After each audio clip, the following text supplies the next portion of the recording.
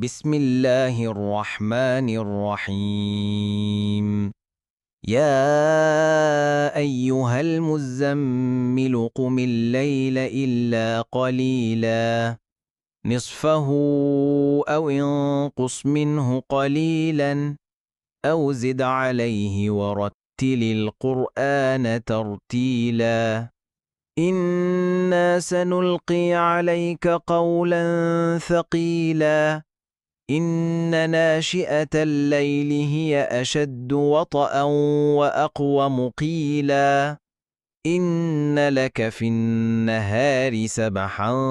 طويلا واذكر اسم ربك وتبتل إليه تبتيلا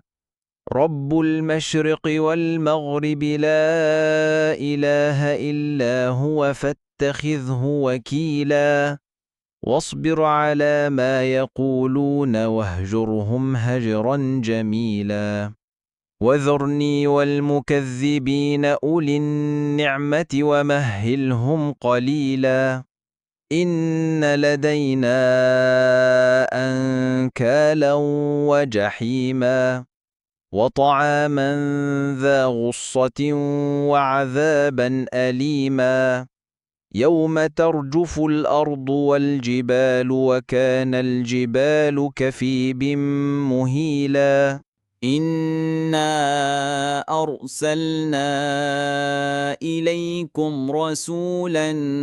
شاهدا عليكم كما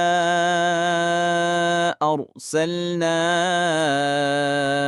إلى فرعون رسولا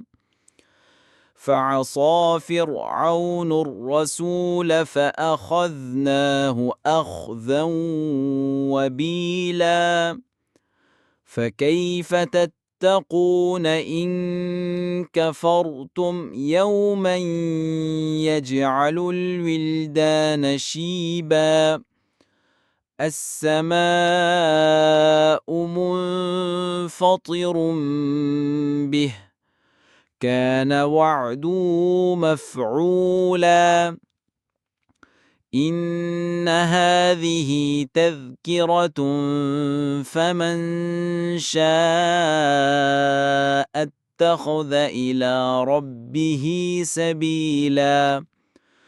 إن ربك يعلم أنك تقوم أدنى من ثلثي الليل ونصفه وثلثه وطائفة من الذين معك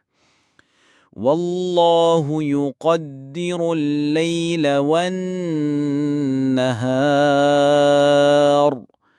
علم أن لن تحصوه فتاب عليكم فاقرؤوا ما تيسر من القرآن علم أن سيكون منكم مرضى وآخرون يضربون في الأرض يبتغون من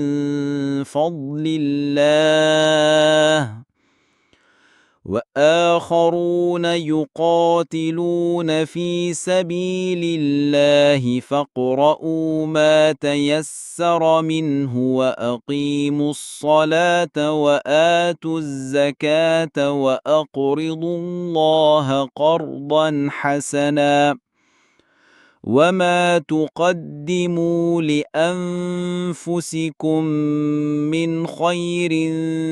تجدوه عند الله هو خيرا وأعظم أجرا واستغفروا الله إن الله غفور رحيم.